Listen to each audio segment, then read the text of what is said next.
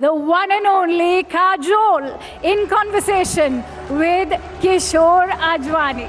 Let's have a huge round of applause, ladies and gentlemen. The stage is all yours, Kishore.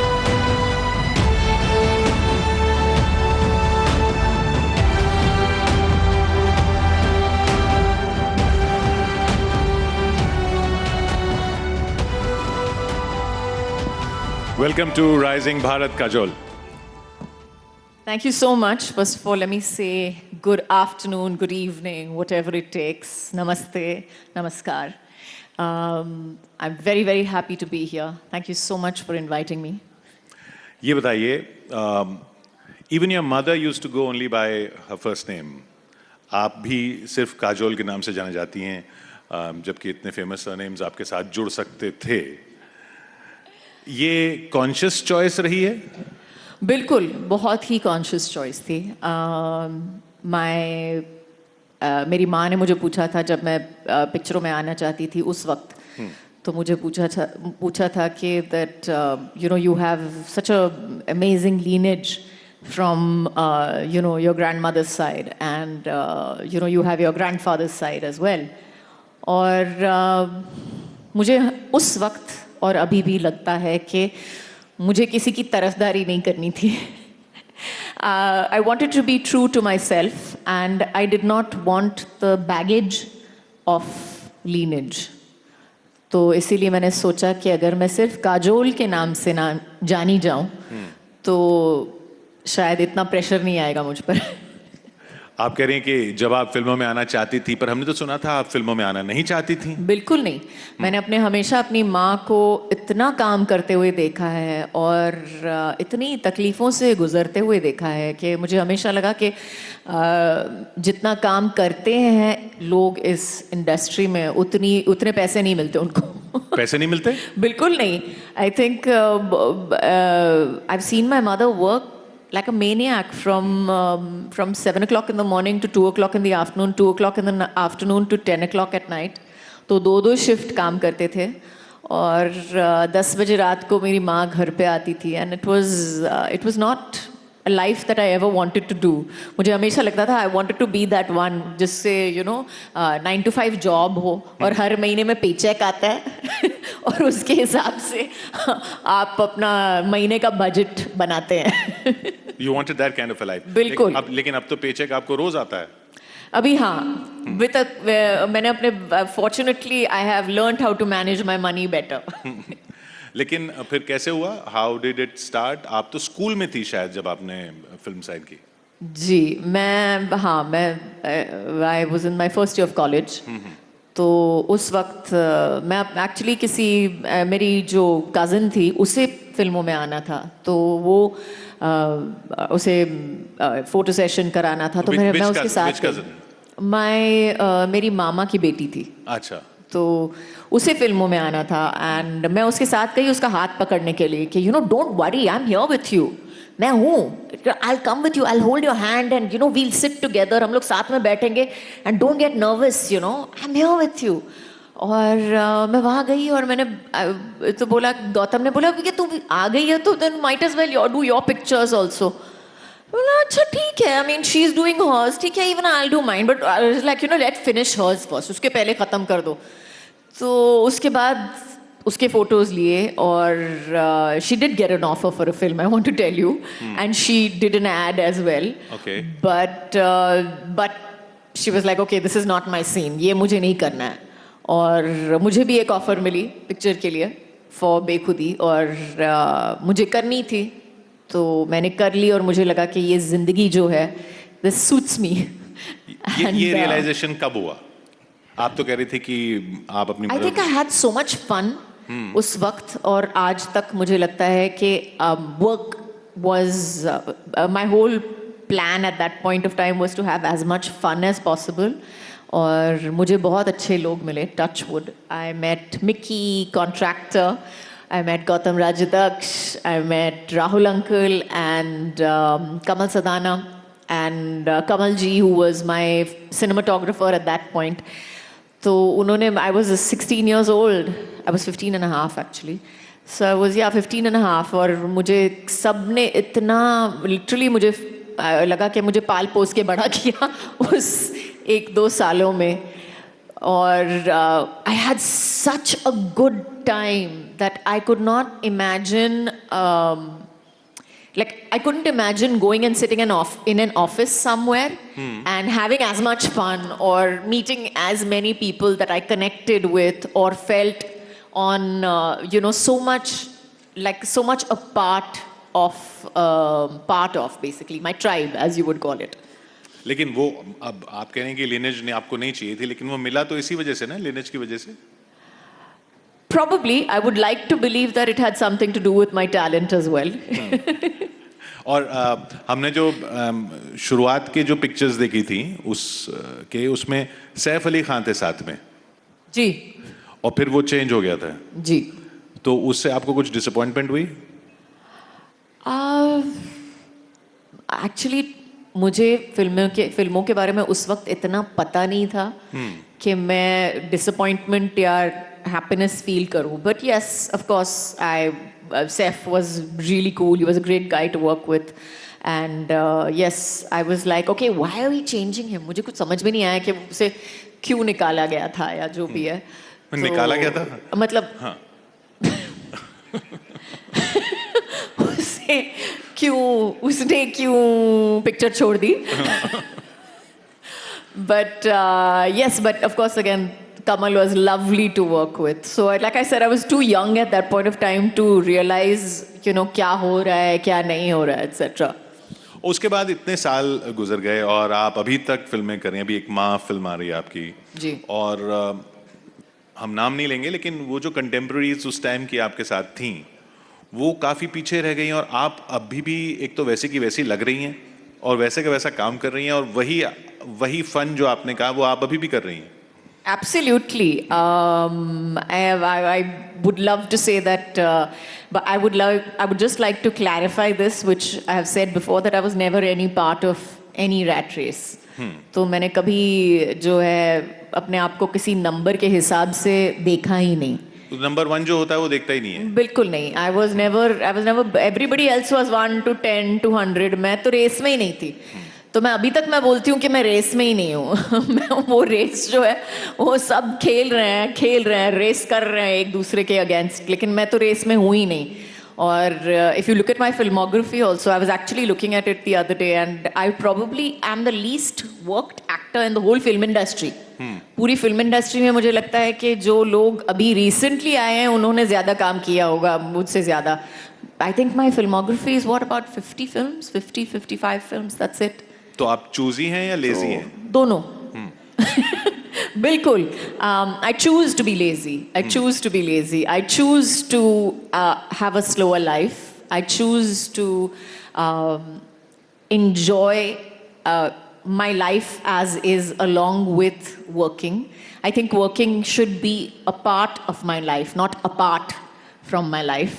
And in every which way, I think I have found a balance to life. और जो हर चीज़ जो होती है, मुझे अपनी coffee बहुत पसंद है. सुबह की coffee, slow mornings. I like my slow morning. I like waking up late. I don't like waking up early. तो काम के लिए अलग बात होती है.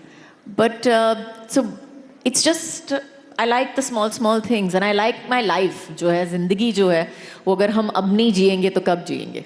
और बच्चे नहीं कहते कि आप तो इतनी बड़ी स्टार थी और क्यों इतना ज़्यादा पीछे कर लिया आपने आपको? भाई मेरे बच्चे तो मुझे बोलते रहते हैं, मुझे बहुत गिल्ट देते हैं कि why do you have to work. वो अलग है.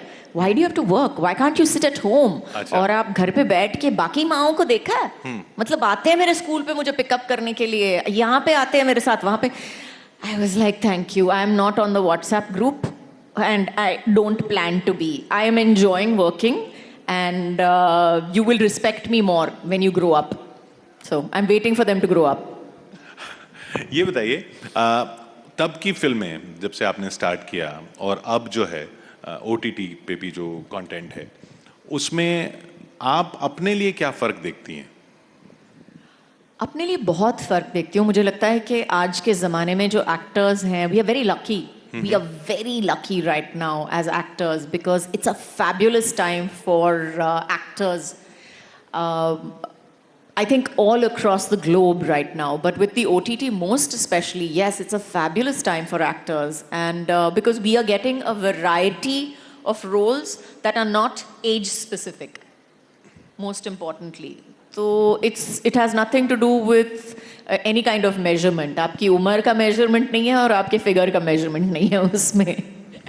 And it's wonderful because we have the choice in front of us, and you don't have to look a particular way feature wise or in any which way. It really has to do with your talent, and it really has to do with the kind of work. You can do a variety of work right now and still be called a big star. It doesn't only have to do with which songs do well of yours, or if you have like a film in which you are the main lead or not.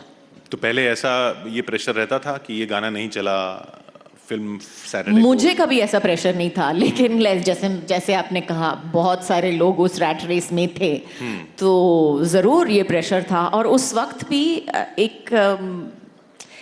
एक लोगों का नज़रिया था हमारी तरफ, to look at actors also and actors looking at themselves.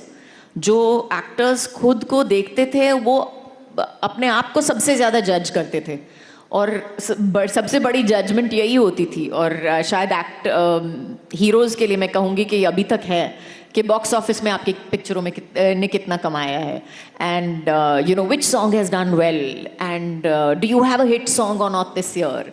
And it had nothing to do with whether you are a good actor, what kind of a role you had, was it a fabulous role, and did you get a lot of accolades, did you get a lot of praise for it? I wouldn't say accolades because that includes awards. वो पूरी अलग कहानी है altogether. लेकिन so today I feel आपके पास भी आपने, actors क्योंकि सॉरी आपने अवार्ड की बात की, और ये बात बहुत लोग उस तरह से नहीं कर सकते जैसे आप कर सकती हैं. ये अवार्ड्स आपको भी ऑफर होते थे या कुछ होता था कि आप ये कर लीजिए तो अवार्ड मिल जाएगा? मैंने एक्चुअली उनको इतना इतनी इम्पोर्टेंस नहीं दी, तो शायद मुझे इतनी ऑफर नहीं हुए. आई थिंक मैंने हमेशा कहा था, उस वक्त भी कहा था, तो और मुझे अभी तक भी लगता है कि अवार्ड्स जो है मोमेंटरी. वो 1 मिनट होता है, 5-10 मिनट होते हैं, आप स्टेज पे जाते हैं और ऐसे thank you so much, I want to thank my parents, I want to thank my मैंने पेपर पढ़ के पूरी लिस्ट लिखी है कि ये 200 लोग हैं जिनको मुझे थैंक करना है. And but after that when you get of the stage it's over, it's done with, और वो पिक्चर ख़त्म हो गई है, वो वक्त चला गया है, and next year there will be another set of awards. तो उस वक्त क्या करेंगे आप? And so I really think they are momentary. You have to satisfy yourself. और हर career में जो भी, I think people who are truly successful have learned how to satisfy themselves rather than anybody else. तो आप पीछे मुड़ के अपनी फिल्मों पे नज़र नहीं डालती, या उन फिल्मों पे जो कहा जाता है कि आप कर सकती थी आपने नहीं की और वो सक्सेसफुल हो गई? आज अभी सुबह हमारे साथ सनी देओल थे, वो गदर की बात कर रहे थे, और उसमें आप भी तो हो सकती थी. आपको ऑफर हुई थी ऐसा हमने सुना? नहीं, गदर मुझे ऑफर नहीं हुई थी. It was a rumour. Lot of films were offered to me, I will say that. Lot of films, मैं ये बोलूँगी नहीं क्योंकि वो आई थिंक वो पिक्चरें ऑलरेडी बन चुकी हैं, कुछ हिट हो चुकी हैं, कुछ नहीं बन चुकी हैं, तो मैं वो कहूँगी. But I think it's you can't claim work, वो आपका है ही नहीं. क्यों? जो आपने किया है उसके ऊपर आपका हक ज़रूर होता है, लेकिन जो चीज़ आपने की नहीं, वो जो एक सजेशन है, जो एक क्वेश्चन मार्क है, वो आपका कभी था ही नहीं, तो you can't really claim it. आपकी बेटी फिल्मों में आना चाहती हैं या वो भी नहीं? आप भी तो बिल्कुल नहीं आना चाहती थी, लेकिन no, but still I think वो 22 साल की हो गई है, होने वाली है अभी, तो आई think she is made up her mind के नहीं आने वाली है अभी. क्या एडवाइस देना चाहेंगी आप लोगों को जो आना चाहते हैं, अब जो आना चाहते हैं? पहली बात तो मैं कहूँगी कि please don't take advice from everybody, most importantly, क्योंकि अगर आप पूछेंगे लोगों को कि मुझे क्या करना चाहिए, तो 100 लोग खड़े होके बोलेंगे तुम्हें ये करना चाहिए, तुम्हें ये वो करना चाहिए, तुम्हें अपना नाक बदलो, हाथ बदलो, बालों का कलर बदलो, ये करो वो करो. और I think this is my opinion, strictly my opinion, but I think it is your individuality that makes you stand out. So I think the people that we remember the most are those who have stood out from the rest rather than blended in with the rest. And I think that is the secret of success to anybody, either on social media or in acting as well. दोनों areas में मैं कहूँगी. लेकिन like they say, please don't take my advice. आपको भी advice दिया था ये बदलो वो बदलो? बहुत सारे लोगों ने कोशिश तो की है, लेकिन इतनी हिम्मत नहीं हुई लोगों में. ऐसा क्यों? क्योंकि मैंने कभी मांगा नहीं. ये बताइए, आपके मदर का, फादर का, उनका एडवाइस किस तरह का रहता था, या वो उनका कुछ नज किस तरह का रहता था जब आपने करियर ये चूज कर लिया तो? My mom actually was very very clear. I think मैं 12 साल की थी, मम्मी ने मुझे बोला था बिठा के कि बेटा अभी ना तू 12 साल की हो गई है, 12, now you're entering your teens, and when you become a teenager you have to learn how to think for yourself. And whatever decisions you make in life, they are your decisions. ये responsibility तुम्हारी होगी. अगर गलत हुआ तो तुम्हारा है, अगर सही है तो तुम्हारा है. तो क्रेडिट भी तुम्हारा है और गलती भी तुम्हारी है. तो जो भी करना है ज़िंदगी में, 12 साल की उम्र में बैठ के सुनाया था मुझे. So I think she didn't interfere too much with any of my decisions as far as movies were concerned. और मैंने कभी पूछा भी नहीं.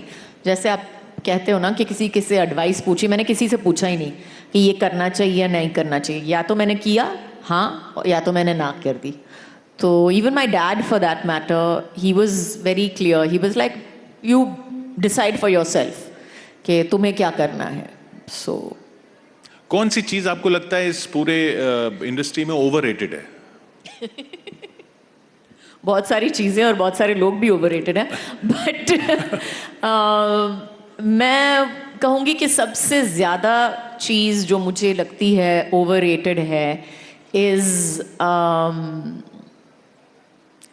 is this weird fake honesty that we have going, जहाँ पे लोग मतलब अपनी पूरी जिंदगी जो है रो के हंस के जो हर एक चीज़ जो है दिखा देते हैं on either social media or in every which way. That I feel is a little overrated. I don't think it's necessary. Definitely not. Fame आपका मतलब क्या आपके लिए? फेम आजकल बहुत कॉमन हो गया है. आई थिंक आजकल तो fame is a by word. कोई भी फेमस हो सकता है. But fame for me, the people that I find famous would be people that I respect. जिनकी तरफ मैं देख के बोल सकती हूँ कि अगर ये फेमस है, अगर मैं इनका नाम जानती हूँ, तो मैं ये भी जानती हूँ कि उनका नाम इतना फेमस क्यों हुआ है. Name one. Lots of people, but I'll start with our Prime Minister, Mr. Modi, for that matter. I will start with him to say that I am, he is somebody whom I really, really look up to, and I think he's famous for the exact right reasons, and the reasons are 101. 101 वजह है जिसके लिए वो famous है. So. And he's going to be on the stage this evening. Thank you so much, Kajol ji, for being with us. Fun and fearless Kajol for you. Thank you so much. Thank you. My pleasure.